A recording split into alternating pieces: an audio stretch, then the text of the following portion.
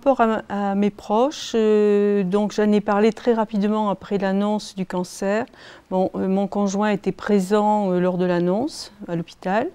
Et ensuite, nous avons organisé un moment pour en parler avec nos 3 enfants et leurs compagnons.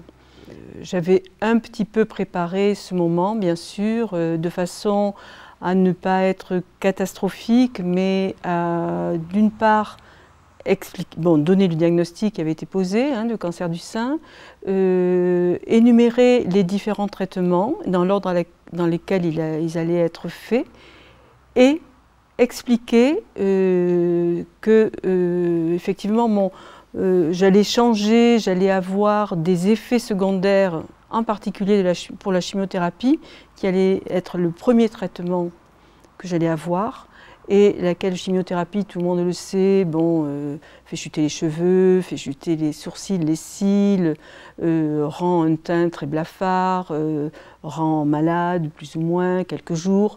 Voilà, donc tout ça, j'ai beaucoup martelé, et j'emploie vraiment ce terme de marteler, pour que nos enfants entendent que c'était le traitement qui allait me rendre comme ça, et que ce traitement était momentané.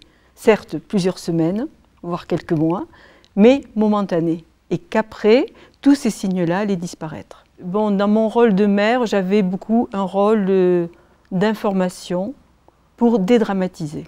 Après, dans les proches, puisque on évoque les proches, bien sûr, il y a au-delà de la famille très proche.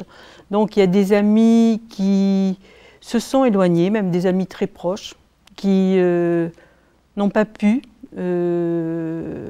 affronter ces périodes-là.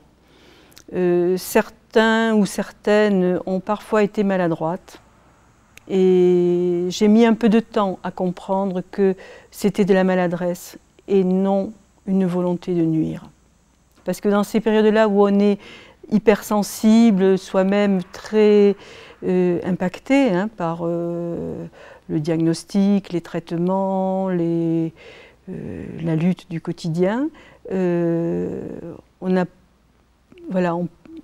n'imagine pas toujours que les autres aussi ont leur propre ressenti. Mais un grand nombre sont revenus après, 1 an, 2 ans après. Voilà, ça c'était fort agréable. Et j'ai pardonné.